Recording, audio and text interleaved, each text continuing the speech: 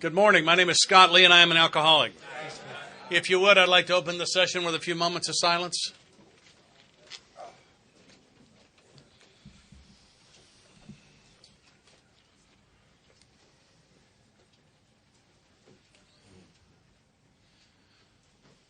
Amen. So we've completed the third step prayer. And just come up off of our knees. And I like to tell the new guy that you're going to hear the discussion rage in the fellowship when to do a four-step. You'll hear people say, don't do a four-step too soon, you may drink. I've never seen that. I've seen a few 100,000 way too late. Or you'll hear them say, do one step a year. But they're not going to be able to tell you what page that's on, or they haven't been able to tell me anyway. I mean, you wouldn't want to get well too soon. And, you get this all big bugaboo. The fourth step is, there are no surprises. You're the one that did all of this. I think it's important to have a sponsor. It was for me, because if I don't have a sponsor on this, I will do a searchless and fearing moral inventory, not knowing what that is. And I'm asked sometimes what I think about writing the story of your life. I think it's a great idea. Hope you do a four-step also. I think you'll find the four-step will change your life. I'm not sure the autobiography will. I know that the actual four-step will. So I say the book does not tell us when to do a four-step. It makes two time references. And I give all the leeway that the big book does. So as far as I'm concerned, you can use either of the two time references the book uses or anything that lies between. Does that seem fair to everybody? Okay. So I ask him to read. We begin at the bottom of page 63. It says, next. I say, whoa, time out. That is a time reference. Next. So that's like we're just coming off our knees. Next. We launched out on a course of vigorous action, the first step of which was personal house cleaning, which many of us had never attempted. Our decision was a vital, from the Latin vita meaning life. Vital means necessary to life. Vital and crucial step may have little permanent effect unless at once. Wait a minute, that's a time reference. At once. So the fourth step is either done next, or at once, or anywhere in between. I give them all the leeway the book gives. Followed by the strenuous efforts to face and be rid. Isn't that interesting? Be rid of the things in ourselves which have been blocking us. And if I'm going to do that at step 4, if all I do in step 4 is write, I will be rid of ink, paper, and time. And none of those are blocking me. So it must be that there are things other than writing involved in step 4, since none of those will help remove what's blocking me. It is those other things that are life-changing in step 4. Although there is writing involved in step 4, it has, in my opinion and experience, very little therapeutic effect. It is the observations and prayers that are life-changing. Observation meaning not what I notice as I go zipping along writing, but what it tells me specifically to look for. We're going to talk about that in detail probably over the next 2 hours. To be rid of the things in ourselves that have been blocking us. Skipping down to the next paragraph. A business which takes no regular inventory usually goes broke. Most of the businesses that I've ever dealt with do a computer inventory every night. That's the evening portion of step 11. Step 10 being about being present in my own life moment by moment.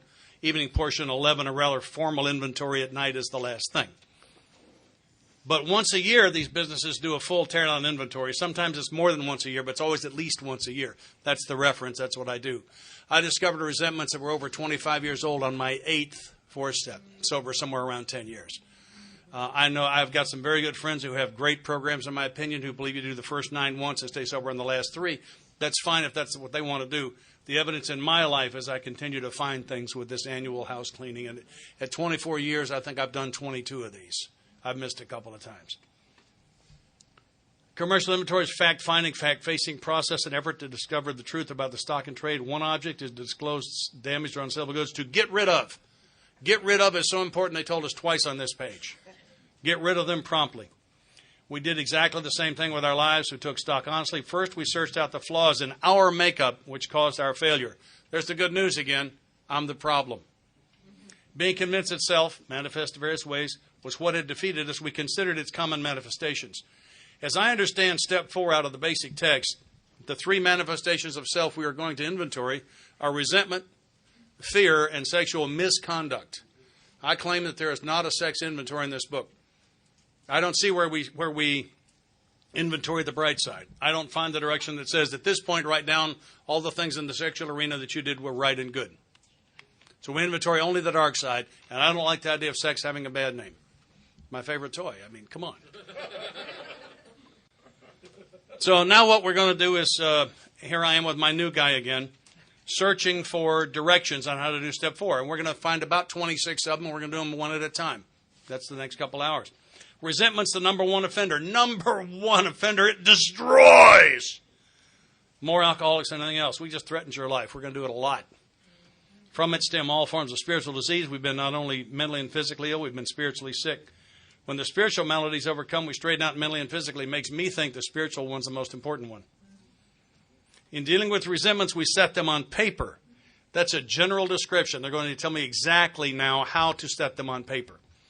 It says we listed people, institutions, or principles with whom we are angry. We need a list. And we don't need to know what the second direction is till we finish the first one. A list is a series of words and phrases that run down a page. I don't think I've ever seen a list that ran across the page. Lists run down the page. And now we need a list of everything and everyone you have ever been angry with. Ever. Erase the word resentment from your mind. You don't know what it means in your case. What we're looking for is a list of people, institutions, or principles, that is to say anything, with whom we were, that's any time in the past, angry. That's what I need is a list now. And I say, now you're probably wondering what color paper you should use, what color ink. Were you wondering that? Some of them say, yeah. The book's not specific about that. On page 67, about 10 lines from the bottom, it says we placed them before us in black and white. That's not very specific. That doesn't say black ink and white paper. Clearly that could be black paper and white ink. I'm willing to go either way with you on that. And I think and I've had so far 2 guys go to the art store. They buy an inch thick of black paper, 2 pens are right with white ink. I'm good with that. Bob thinks this is ridiculous. I agree with him. This is asinine, and I absolutely require it. I don't want to let myself off the hook on any of this. Because the little bitty thing I say, I don't really have to do that, might have been the one that would have saved my life. So if I sponsor you, do your inventory with black pen or pencil on white paper, or black paper and white ink. I'm good either way. And let's talk a little bit about what that looks like and when we're going to do it. The easy way, I think, is to get a spiral notebook. On the first page of it, I'd like you to write something subtle, like this is my 4th step, put it down. If I find you with it, I will kill you and hide your body. Something subtle and yet that conveys the message. And then the next page is, for me, it's actually a double page. The way I do this is 4 columns. And so we open to a double page, write the number 1 above the margin on the left-hand page, a 2 around over the middle of the left-hand page, the 3 and the 4 split the right-hand page. And now I need a list. And the list is made up of everybody and everything you can think of that's ever made you mad, ever. So let's start the first. Write a name, skip a line, write a name, skip a line, write a name, skip a line. When you get to the bottom of the page, you have to turn the page. You can't write on the right-hand page. We're going to need that. Write 1, 2, 3, 4, and just keep them coming. Just keep them coming. Now, for those of you who cheated and looked ahead and know that the next direction has to do with what they did, and you're planning to leave 10 pages for your father, the answer to the question is write 1 name and skip 1 line and don't list anybody more than once. We're going to talk about why in a couple of minutes. I think it's just critically important. Let's talk about when. There are 168 hours in a week. If you have a 40-hour week job and a 30-minute commute each way, that's 45 hours gone. 8 hours a night of sleep is 56 more. I want you to spend about 15 hours a week on meetings. That's a little travel time, a little hangout before, a little hangout after. 3 hours a week on recreation, a round of golf, play some tennis, something like that. 2 hours to mow the lawn, do your melon list. They get the melon list up here? Honey, do this, honey, do that, the melon list. 5 hours a week reading spiritual literature. I require of myself and the men I sponsor to read 2 pages a day in the big book. We start at Roman numeral 11, go through 164. I read my 2 this morning. You can't find all the new stuff if you don't stay current in the book, okay? And there's not new stuff, but I read it with new eyes. Is what happens. Some other spiritual literature. 3 hours a week to bathe, shave. 4 hours for a date with your wife if you're fortunate enough to still be in the house. If not, maybe you can coach a little league team. Do something in the plus column. 5 hours on the telephone with me and some men whose names and numbers I will give you. I will pick them for you. 12 hours a week to cook and eat food. 1 hour to shop for groceries, clothes, get a haircut. 5 hours in prayer and meditation. 9 hours watching TV. That's 3 ball games. That's enough. That's 165 hours gone out of a 168-hour week. You got 3 hours left. I want half. It varies. I need to know about his life. I sponsor a guy when I got to this part. His wife had a fabulous job, and he's a stay-at-home dad with a 1-year-old 5 days a week. And the kid sleeps from 1 till 3 in the afternoon for a nap every day. He's got 5 days where he's sitting there by himself in the house with a 1-year-old for 2 hours. For him, 10 hours a week. Let's negotiate it. And I want you to call me every Sunday, and I want the schedule. And Monday, Wednesday, and Friday's not a schedule. Monday from 9 o'clock p.m. till 9:30 p.m. is a schedule. I want it scheduled. Time and date. Like anything else on my schedule, it's subject to change. It's not subject to cancellation. I had it scheduled Saturday afternoon at 2. I didn't know the kid had a Little League game. I went to the Little League game, and I slipped it till 7 o'clock that night. I don't even need a phone call on that. What I need to know, when I started to do my first one, I gave myself the assignment of completing a step 4. It put me in perfect position to hate myself till it was done because I hadn't completed the assignment. When my sponsor and I can agree on how much time and when I should work on this 4-step each week, and I do that each week, I can feel good about myself because I'm in process. And I will always be in process somehow. I think for me it's a better mindset. I also like to tell him that we are not saving a special alcove in Akron at the AA Hall of Fame for your 4-step. Right? You have my permission to do a poor 4-step. That anything worth doing is worth doing poorly as you learn to do it. You're not going to get this perfect. I don't expect you to. You have my permission not to. As a matter of fact, to be completely honest with you, our home group does not give a trophy every year for the best 4-step. This is the trophy you are not going to get. For those too far back, it says 4-step trophy never awarded. This is the trophy you ain't getting. And you can have your photo made with this for a very small price here at the break. This is all about a mindset of you don't have to do it perfectly. Because if I have to do it perfectly, I can't do it at all. It's not permission to screw up on purpose. It's permission to be human. And then we sit down and write a name, skip a line, write a name, skip a line. When you get to the bottom of the page, turn the page and just keep them coming. When they slow down, when you can sit for 15 or 20 seconds and not think of anyone or anything, then we'll move on to direction 2. In the meantime, some of them you'll be unsure of. The rule is when in doubt, write it out. Better to put it down and discover later it isn't actually a problem than to not write it down and later have it kill you. Let's see now. Not a problem later, a little ink, a little time, or kill me. So let's pick by what the penalty is going to be.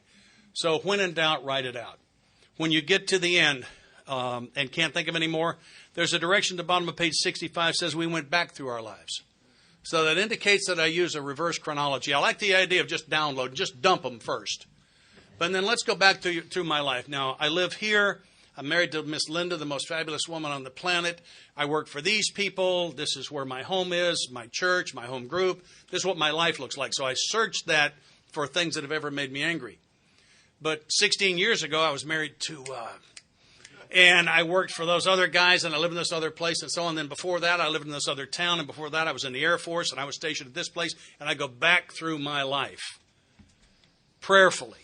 I want this 30-minute session that you're going to do to start with 5 minutes of prayer and meditation. Ask God for clarity of mind to find what He'd have you find and the courage to write it down and anything else you want to do. But I want you to open with 5 minutes of prayer and then 25 minutes of writing. And we can negotiate that. I sponsor a guy right now who's coming up on 2 years in a couple of days. And when we got to this, he's one of these get up at 5 o'clock in the morning thing because he's always awake. And he wants to work on it for an hour each morning, 5 days a week. Great. As long as we can agree on it. And all of a sudden your boss is coming into town for a whole week and you're going to start with breakfast and run through dinner and 9:30 at night. Can't work on your 4-step this week? I agree on the front end. I agree when you tell me on Sunday that you have a reason that you can't work on it this week. I get reasons on the front end. I get excuses on the back end. Bring me the reason up front, I'm easy. Bring me the excuse later, you don't want to see it. That's how I do it. When we get to your earliest memory, we are finished with the first column. Is it complete? No chance at all. No chance. But we're through with it for now. At this point, I want you to carry writing materials with you all the time because you're going to be walking through the grocery store. You're going to look down at the cantaloupe and say, here's the head. Look, he said, just write it down. Just write it down. We'll add it to the list. We got plenty of room. Now we search. Having done the first column, completed, now we search for direction 2, cleverly concealed in the book in the next sentence. We asked ourselves why we were angry. We take a look at the example on the facing page. I'm resentful at Mr. Brown. Under the cause, it says, I'm on page 65. His attention to my wife, told my wife of my mistress, Brown may get my job at the office. If you would, begin with the word office and count backwards, just the words under the cause. Can somebody give me a number, how many words that is?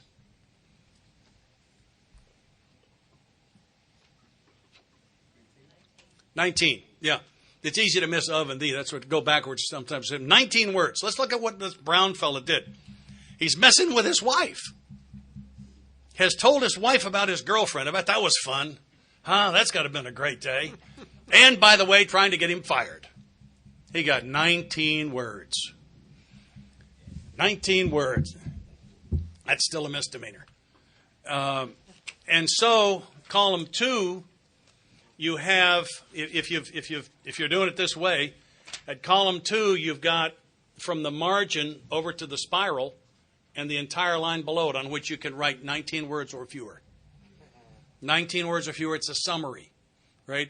It doesn't start out saying it was a rainy Wednesday afternoon. No. I got a phone call years ago on a Sunday evening from a girl in my home group. She says, I'm just crazy. I said, what's the matter? She said, my boss and I had a big fight on Friday, and I've been four-stepping about it all weekend. No, she hadn't. She'd been taking his inventory, hating him on paper. That's not what this is about. This is a summary. My second column reads like this. Left me for another guy. Screwed me in a business deal. Left me for another guy. Next, a high school football coach. Didn't play me as much as I deserved. Left me for another guy. There are patterns. Right, but it's brief. Next, my father beat me down so hard that at 65 years old, I still have problems with authority figures. I have trouble telling people things they don't want to hear. 19 words or less. If I sponsor you, I'll tell you don't write the 20th word. If you've got somebody that's done more than this to you, call me and we'll negotiate whether you can write the 20th word. I'll be glad to talk about it. I'll tell you I've never given it up. I'm willing to talk about it. Truth is, I've never been called. You wouldn't call me after this, would you? No, well, they don't either. So we work down the page. The hardest thing, I used to give these first 3 directions together, and they work across the page. There are 2 very good reasons to work down the page. The first one is the book said a list run down the page. The second one is if you work across the page, if you write the name and what they did and then what it affected, it tends to make the resentment flare. And we're not trying to make it flare. We're trying to excise it. We're going to dig this baby out of here. That's what we're here for. That's what's going to happen in step 4. Bottom of column 2, we now look for the third direction at the top of page 65 on our grudge list. We set opposite each name our injuries. Was it our self-esteem, security, ambitions, personal, or sex relations? 5-part multiple choice. Some will only get 1. Some will get 2 or 3. Some may get all 5. Some you may not be able to figure out. Call your sponsor, and they'll help you see why it was self-esteem. Because on the first one, they all will be. My last 2 inventories, security has gotten the most ink. It's been a real change for me, and they haven't taken long. For me, the most powerful part of step 4 is the actions between the 3rd and 4th columns. That is where the rubber meets the road. And bottom of the page, nothing counted but thoroughness is honesty. When we were finished, we considered it carefully. These are some observations that I was referring to. We're going to consider it carefully. They're going to tell us how. First thing apparent was the world of people were often quite wrong. I don't let them spend much time on that. The chances are you have spent the last 10 to 20 years on bar stools with some of the other great philosophers of our era covering this exact subject. So we don't need to give this a lot of time, all right? To keep it moving, the next paragraph, it's plain that a life that includes deep resentment leads only to futility and unhappiness. Is that plain to you? Do you see that? Have you ever seen a life that was happy, joyous, free, and full of deep resentment? It's a combination that does not occur. So this is an indictment of resentment. This is the second one. To the precise extent that we permit these, do we squander the hours that might have been worthwhile? Squander means to throw away with no help of getting anything positive back. Did you ever sit in class and hate them when you should have been listening? Did you ever lay awake at night and plan their demise and what you're going to do to them instead of sleeping? Did you squander hours that might have been worthwhile? But with the alcoholic whose hope, and we're going to tell you what your hope is. The maintenance and growth of a spiritual experience. Growth means that what I've already got may be insufficient for next year. I must remain in the growth mode. I believe maintenance means two things. Maintenance means I must maintain. I can't backslide at all. It also means I must maintenance my spiritual experience in the same sense that I maintenance my vehicle. I rotate the tires. I keep the right pressure in them. I change the oil. I wash it. I maintenance my spiritual condition. I pray. I meditate. I put your blinker on near me in traffic. I'll let you in. That's a very spiritual thing for me. I attend a lot of meetings. I have the high honor and privilege of taking meetings into treatment centers and jails. I'm faithful to my wife. I'm trying to be a good father. I'm a fabulous grandfather. You know, I'm doing those things to maintenance my spiritual condition. So my hope is the maintenance and growth of my spiritual experience. It says this business of resentment is infinitely grave. Infinitely grave. I think we just threatened your life. I think we're going to do it 7 times on this page. For when harboring such feelings, not so much when having such feelings. When harbor means to give a safe place to nurture. I'm okay if I have a resentment. I'm not okay if I'm harboring it. And the directions for not harboring are coming at the bottom of this page. We shut ourselves off from the sunlight of the Spirit. The insanity of alcohol returns. We drink again. Well, that's to drink is to die. We just killed you again. That's 2. If we were to live, all right, this is only for the ones that want to live. Everybody else can go on to lunch. If we were to live, we just killed you again. That's 3. We had to be free of anger. The grouch and the brainstorm were not for us. Very confused by that when I first read it. I got a piece of information. About the time this book was being written, one of the most creative men that ever lived, named Walt Disney, would sit his team around a table, and they would spit out ideas for Mickey Mouse cartoons. And you say something that reminded her of something, she thinks something reminded him, and I think of something, and there it would be. And he named his process brainstorming. Has absolutely nothing to do with the word brainstorm as you see it written in the text. Bob and I have both dug into dictionaries from the 1930s and earlier. And brainstorm, the one I looked up said brainstorm meant transient, violent mental outburst. That's rage. That is rage. Has nothing to do with the creative process. So if we look at what it's really telling us here, there are 2 kinds of anger. The grouch or the slow burn, the brainstorm or rage. The grouch and the brainstorm were not for us. They may be, is this thin? They may be the dubious luxury for normal men, but for alcoholics these things are, we killed you again. We turned back to the list for it held the key to the future. Now this is a subtle death. Does that mean if I don't find the key to the future, I don't have a future? Yes, that's what that means. Found the key to the future. We were prepared to look at it from an entirely different angle. Entirely different from what? Well, the last time we looked at the list was at the bottom of the preceding page where it said the first thing apparent was that this world and its people were often quite wrong. We have been looking at where they were wrong right up until now. And now I must prepare myself to look at it from an entirely different angle. You want to take it from there for a while? Okay. I'm Bob, an alcoholic. Some guys and gals, I think guys more so, have difficulty identifying resentments. The ego doesn't want to admit that anyone could hurt us, right? Sometimes the ego is cunning, baffling, and powerful, and it's clever. And if it reads ahead, so it knows amends are coming, right? So, no, I don't resent those people because you kind of you get it, oh no. If that's a resentment, that might cost me money. No, that's not a resentment. So some of us have a hard time identifying this. Years ago, I had a guy ask me to sponsor him who was sober actually a year longer than I was. I was probably 22 years sober at the time. He was 23. And he was 23 years sober with the benefit of step none. And he was going to kill himself with 23 years of sobriety. and which was perfectly all right for him. He was glad to kill himself. The problem, and the reason he came to me, is that if he was going to die, the obsession to drink returned. He figured, if I'm going to kill myself, I might as well do it drunk. And the idea of him dying and everyone knew that he didn't have 23 years of sobriety made him crazy. He didn't mind dying. He just didn't want to look like he was wrong after he's dead, right? Right. His ego actually saved his life. And his ego brought him to the table, and we started going through the steps. And we just finished the third step on his knees, and we started telling him about the fourth step. I said, I want you to make a list of your resentments.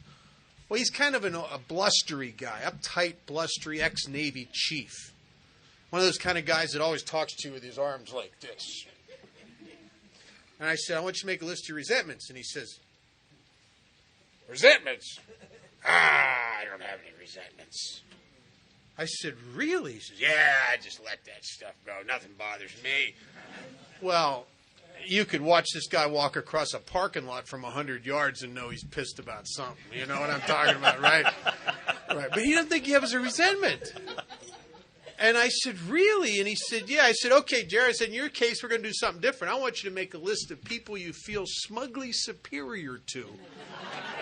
And he got this look on his face like, oh, that's going to be a long list. Because what in resentments, it's impossible to have a resentment without a judgment. And this is where I start to put down the manifestations of self, the ego, that part of me that climbs up on the throne of judgment and starts making the judgments. This is how I play God.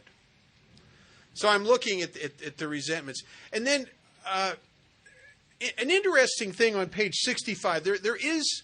Now, I know people that all they've done is the first three columns. And if that's all you do, you'll get sicker. Because the real work and the magic, the transformation, really comes on the following two pages, 66 and 67. But there is 2 points of value that come from the first three columns. One point of value is that you separate the person from their actions. It's not really the person I hate, it's what happened in column number 2 is what I really hate. The second thing is that I start to realize that there is self-centered fear in every single resentment because something was threatened. Was it my sex relationships were threatened? My self-esteem, my pride, my ambitions, my pocketbook, it's impossible to have a resentment without some sort of fear being involved. Okay? And then on page 66, this is the page in 67 that changed my life. So dramatically that I tell you, I didn't know that at 4 years sober, doing a thorough job on this, I didn't understand that I was building a weapon that I would use against self when it became militant again and rose up in my life at 11 years sober when I found out my wife had been sleeping with my best friend, one of my sponsees, for the whole last year of my marriage. And I, in one sweep, lost my daughter, my best friend, and my wife in one sweep. And my ego had been set waiting, almost like the military-industrial complex, making weapons, waiting for an opportunity to go to war. And my ego had been waiting all this time. And if I hadn't done this work, I would have died at that point. I would have died. I didn't know that I was building a weapon that would protect me from really the only problem I've ever had, which is me. It would defend me against me. And one of the things that Scott commented on this is such these resentments, these judgments shut us off from the sunlight of the Spirit.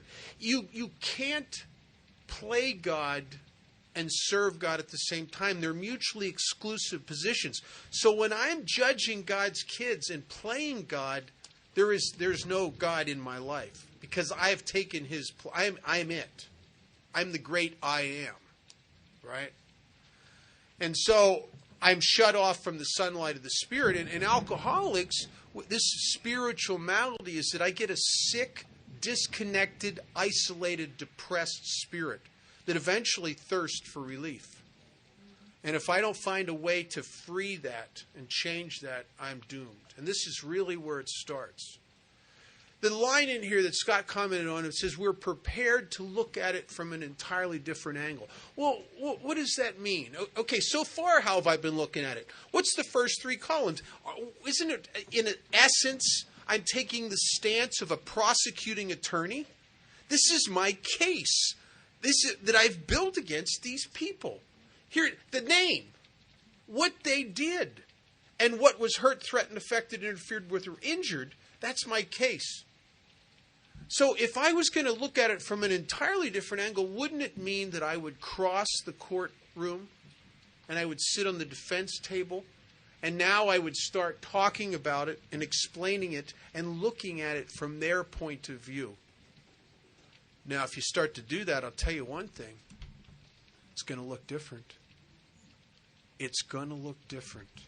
Now, the ego doesn't want to do that because the minute you start to cross that courtroom, the ego balks because the ego, all it wants is to be right. Matter of fact, my ego is so strong that it doesn't care if it kills me as long as after I'm dead, everyone knows I was right. But this being prepared to look at it from an entirely different angle is a supposition. And the supposition is that by this time I am surrendered enough. I'm convinced enough of my absolute need to do this that I'm willing to entertain a great thing that possibly I could have been wrong about all these people. Am I prepared to look at it from an entirely different angle? And then it says something I think is it implies it could be this way, but I found it in every case to some degree. It says the wrongdoings of others, fancied or real, had the power to actually kill. Fancied. I discovered that in every single resentment, there's something fancied about it because it is a self-serving judgment. It serves the ego. It serves that part of you that wants to be superior, that part of you that wants to be right. It's self-serving. And I'll tell you it's something that happened to me that really set me up to be able to do this. When I was I was fairly new. And I went out to coffee one night with a guy named Billy Taylor. And Billy was a very active member of AA, went to a lot of meetings. And he was an easy guy to talk to. And he was always like sitting in coffee shops with new guys talking about AA. And I got a lot of my Alcoholics Anonymous in the early days in coffee shops, before and after meetings. And I'm sitting one night, late at night, with Billy, and I found myself, because he was easy to talk to, telling him a few of the things about myself that I was the most ashamed of. And, over the years, I found every alcoholic has those things. It's different in individuals, but we all have those things that we'd like to take to the grave, the things that, when we think about, we shudder, that create remorse. And it's different. Maybe for some of you, you went out and partied and got drunk and you forgot about your kids and you left them all alone at home and you shudder to think what could have happened. Or maybe in a drunken rage you beat your kids. Or maybe when you were hungover. Or maybe you had a dog that loved you and one day it came up to lick your face and you hated yourself so much you beat the dog. Or maybe you dimed out a friend in order to save your own butt. Or maybe you let somebody else lose their job because you did something and you let them think that someone else did it. Or maybe you had sex with someone you wouldn't even want anybody to know you'd have lunch with that person.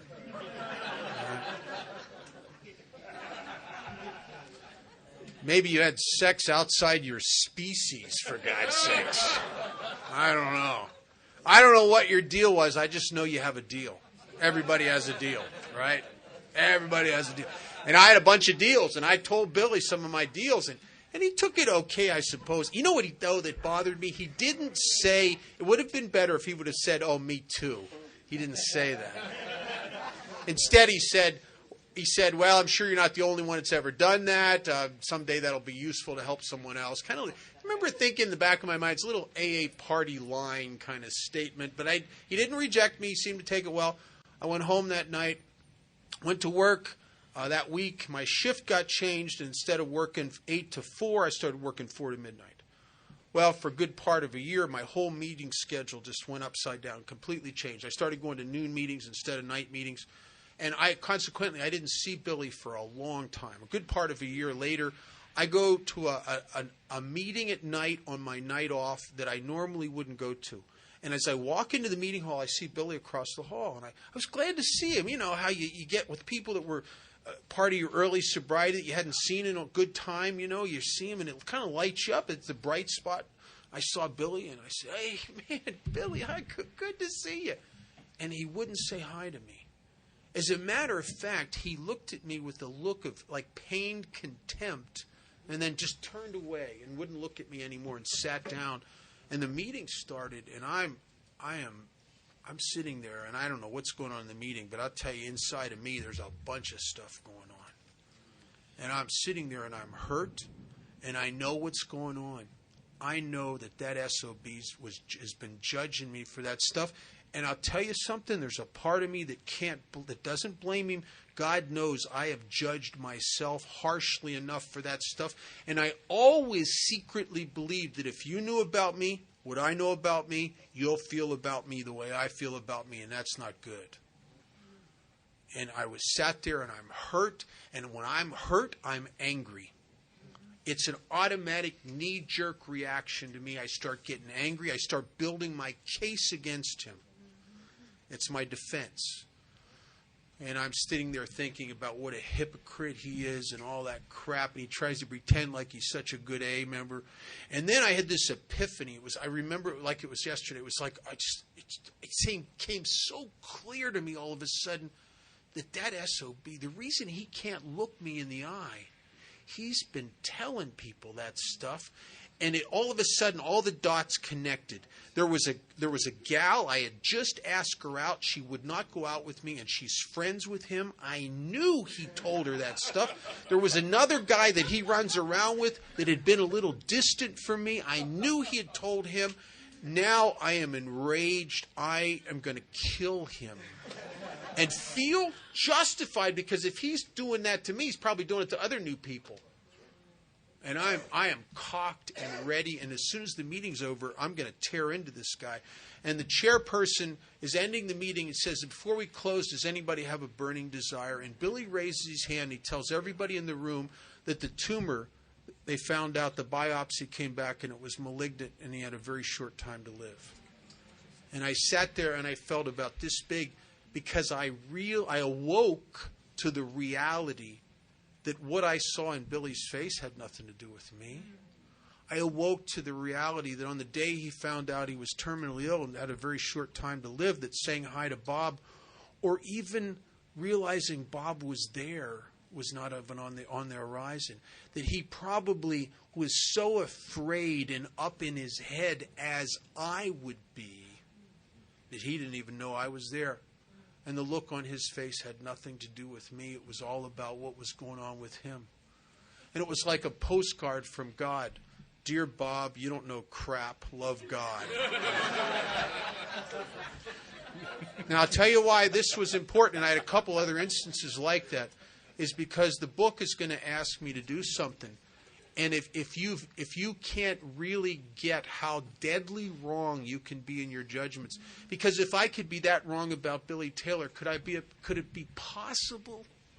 Could it be possible that I could have been that wrong in my perception of my mother and father, and my sister, and my lovers, and my bosses, and my running partners, and the police? Could I have been that wrong, or does my ego refuse to look at it differently? I was finally prepared to look at these things from an entirely different angle. And the book says, it talks about, Scott covered all the death threats on page 66. It tells you pretty much it's going to kill you if you don't get free of this stuff. And then here's the kicker. Here's the thing that after it spends a whole page telling you, oh, stuff's going to kill you, and then it goes, oh, by the way. You can't do anything about it. Because resentments must be mastered, but we could not wish them away any more than alcohol. So the knowledge that they're going to kill me and the desire not to have them isn't enough. And some of you know that. You ever have a deep-seated resentment in sobriety? You say, okay, I'm not going to have that again. No. It's like, all right, I'm not going to think about that ever again. How do you stop? When I was 2 days after my divorce from my first wife, and I found out that my daughter and my best friend and wife were living together, and I'd go to meetings and I'd be insane, and people would say, I'd talk about it in the meeting, they'd say, hey, just don't think about it. Whoa. I think I would need surgery to do that. You'd have to be cutting out parts of my frontal lobe, man, because I can't stop thinking about that. I couldn't wish it away any more than alcohol, and I knew it was killing me. I knew it. So what did I do? I did what I did earlier in my sobriety in this 4-step.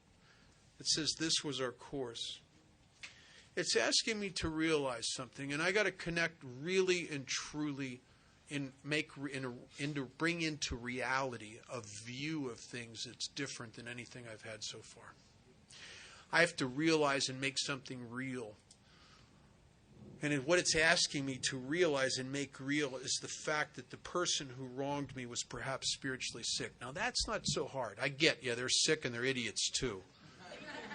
But here's the kicker. Here's what turned me around. It says, though I did not like their symptoms, column 2, what they did to me, though I did not like their symptoms, and the way their symptoms hurt or disturbed me, that I had to realize that they were like me, perhaps spiritually sick.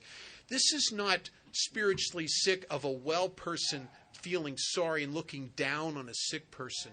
This is a sick person looking at another sick person and getting that guy's driven by the same fears and insecurities and frustrations and misses the mark in life just like I do. And really getting that.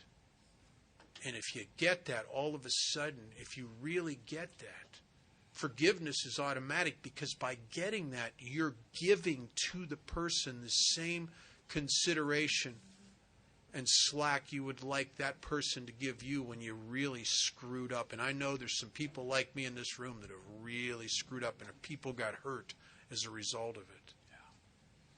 So consequently, I have to, when I forgive, is I give to you the same consideration and other-centeredness that I would want you to give to me if the tables were turned. Right? Can my ego come off of me enough to do that? To realize this. And when I started to do this, and I went through my whole life and did that, my God, how wrong I'd been. And when I started looking at people like this, something happened to me, and I think it's a byproduct of this, is I started to have compassion for them.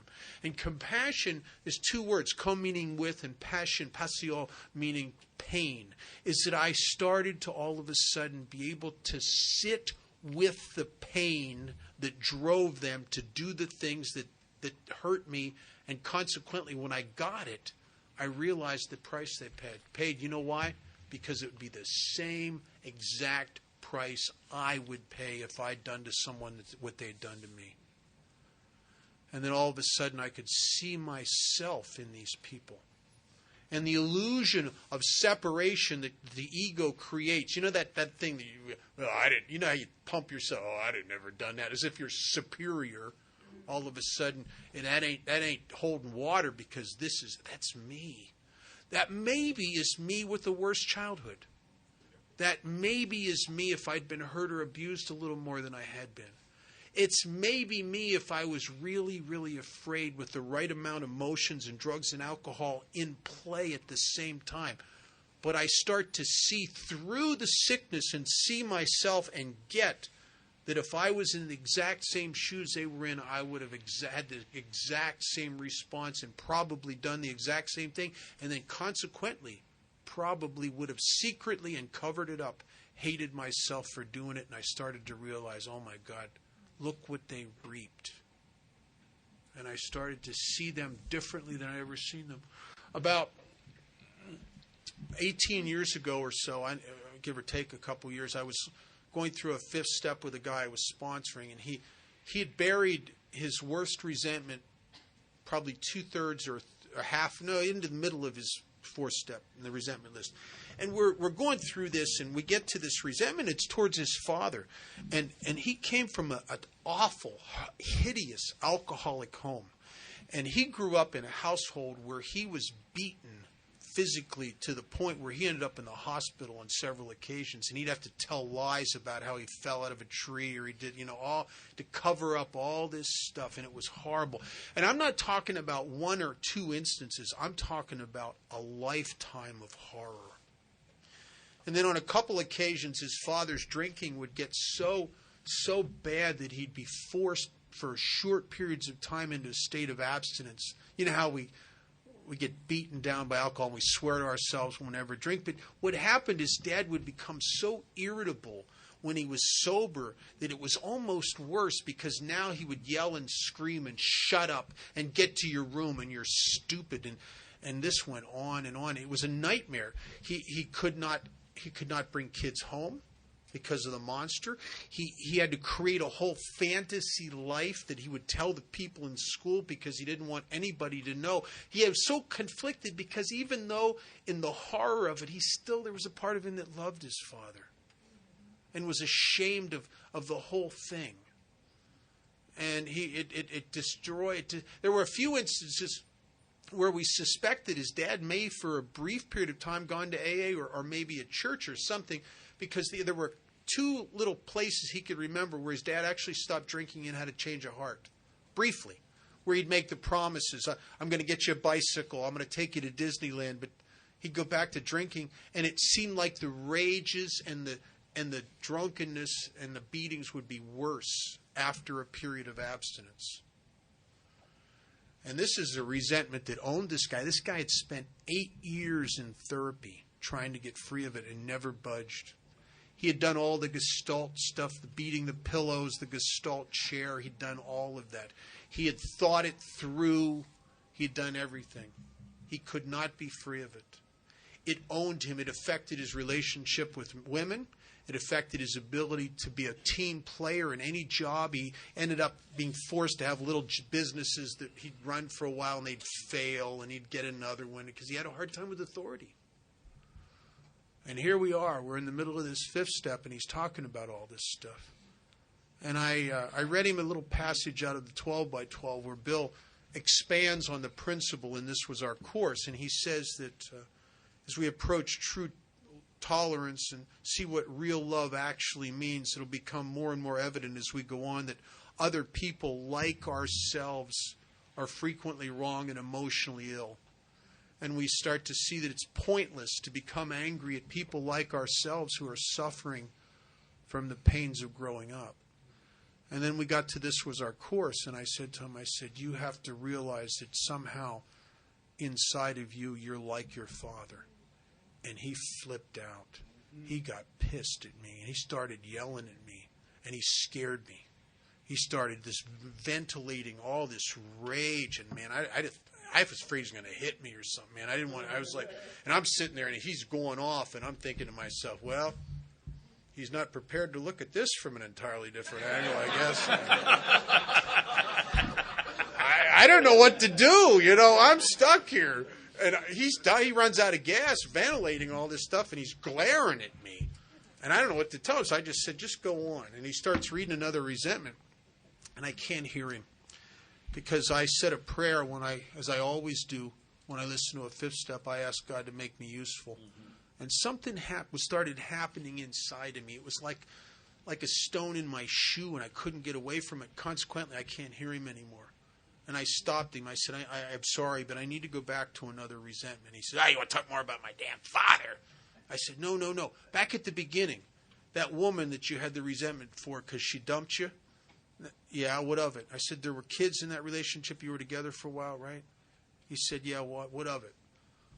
I said, I just all of a sudden was wondering if in that relationship, if there had ever been a time when you were drunk or stoned on drugs or hungover where you might have ever done anything to hurt those kids. And he put his head down. And I don't know what's going on. And when he lifts his head up, he's got a tear running down just one side of his face. And he says, in this horrible whisper, he said, I'm just like my goddamn father.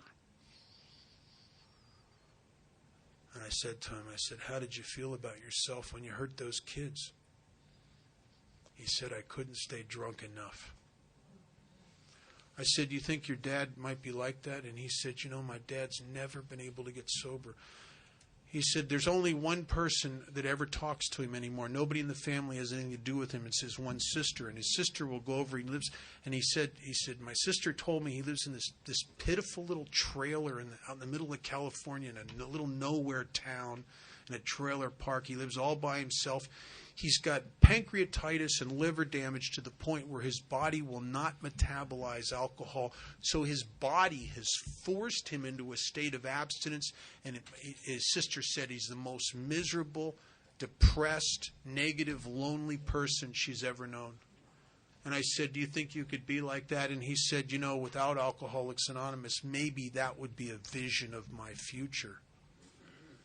And for the first time in his whole life, he could see himself in his father. And he looked at his dad from an entirely different angle. And we started going through the last part of this in the middle of page 67. Is where we start stepping up. And the first thing it says, and it says it twice in the same paragraph because it's so important, it says, putting out of our minds the wrongs others had done, we resolutely looked for our own mistakes. We're not looking for our part. Matter of fact, if you're saying that, you're doing the people you sponsor a disservice when you say we're going to look for our part. And I'll tell you why. There's an unconscious implication. First of all, it doesn't say that in the book. That's a good reason right there. But I'll tell you the baggage that comes with looking for your part. There's an unconscious implication that if I'm going to look for my part, there's another part. And whose part do you think would be bigger? All right. The book says we're not looking for parts. It says disregard the other person involved entirely. Putting out of our minds the wrongs others have done. In other words, I can't hide my own selfish behavior in the shadow of what they did that was sick and wrong. And I think most alcoholics were masters of that. Matter of fact, I think it's one of the reasons I've been so judgmental in my life. I want to get stuff on you so I can. If I worked for you and you're my boss and I caught you taking some product home, that was a license to steal. Right? I looked for what was wrong with you to justify myself. Now the book's asking me not to do that anymore. I have to stand up and be a man. I can't use what you did as an excuse for anything I've been or done. And so he started looking at what kind of a son he had. What if he looked at it in the light of forgetting his father was sick and did all that weird stuff in the beatings? What if he had the perfect father? What if he just had to look at what kind of son he was, period? And what he realized, he was a terrible son. He used his father's sickness as an excuse to borrow thousands and thousands of dollars off his dad, never paid a dime back because he's an asshole and I don't have to. He used that as an excuse to pump himself up and look like he was so great to all the rest of the family. He turned everybody in the family against his father except for the one sister who kept going over there.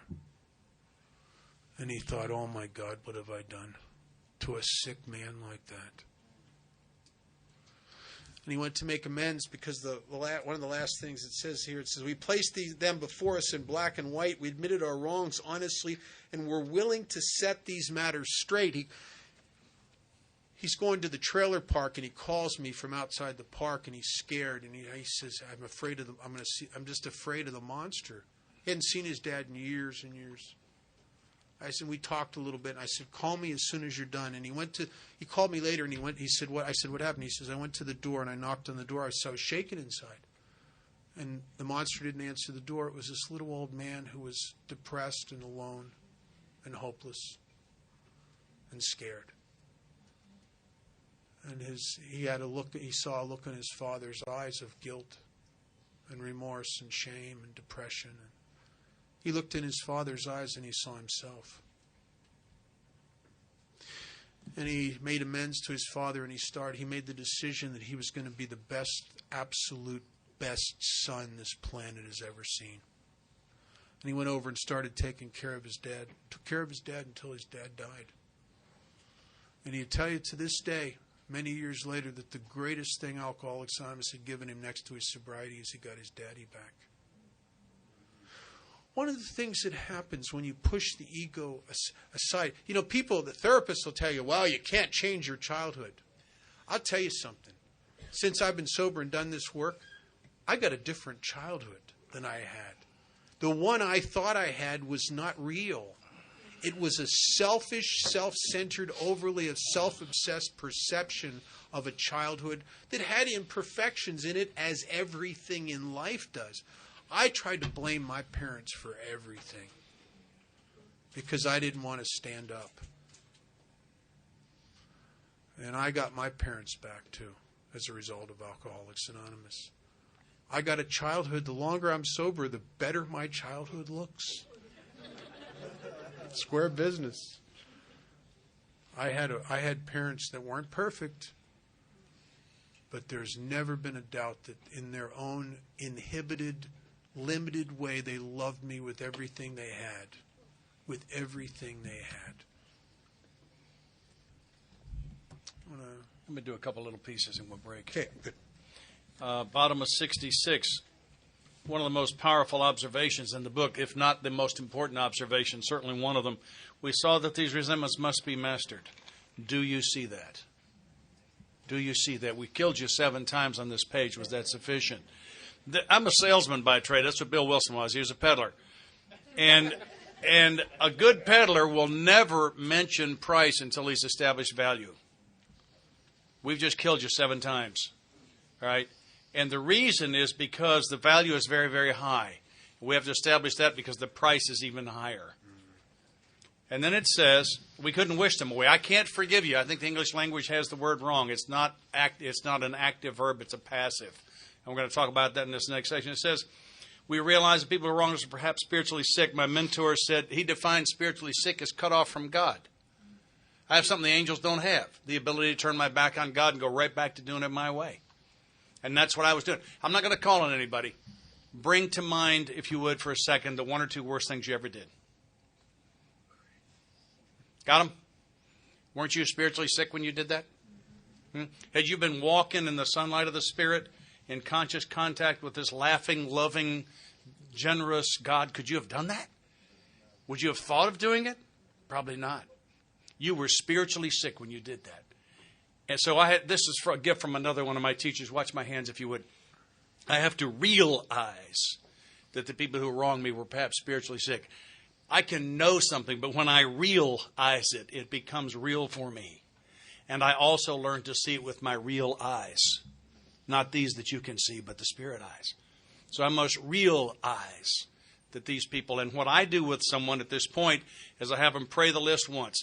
I want you to sit for 5 minutes and talk to God about the worst things you have ever done and how you crave His forgiveness. And then first name on the list, Fred. God help me realize that Fred was not an SOB. He was just sick when he did those things to me. Second name on the list, Mary. Father, please help me see that Mary's not an evil human being. She was just spiritually sick when she did those things. And I think that 5-minute setup, talking about the worst things I ever did, puts my spirit in perfect position to pray that list once. I'd like to close as we closed last night, and we'll break for lunch. If those who weren't here, if you'll remain seated, we're going to have a moment of silence in honor of those who carried this message to us that are gone. We're going to, at a fairly slow pace, by your standards anyway, we're going to whisper the Lord's Prayer. And the word amen is the last word. Please don't chant anything. We're going to have a moment of silence after that. and see if we can feel what's in this room. Let's have a couple of moments of silence in honor of those that carry this message to us that are gone.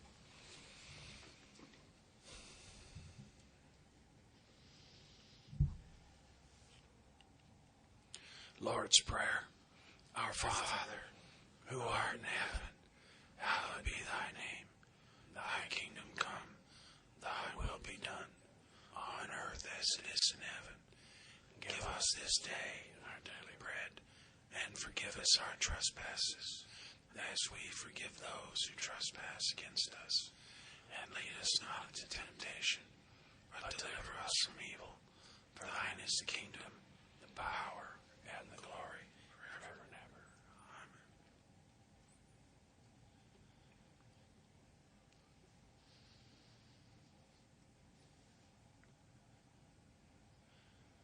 God bless us all. We'll see you in a couple hours.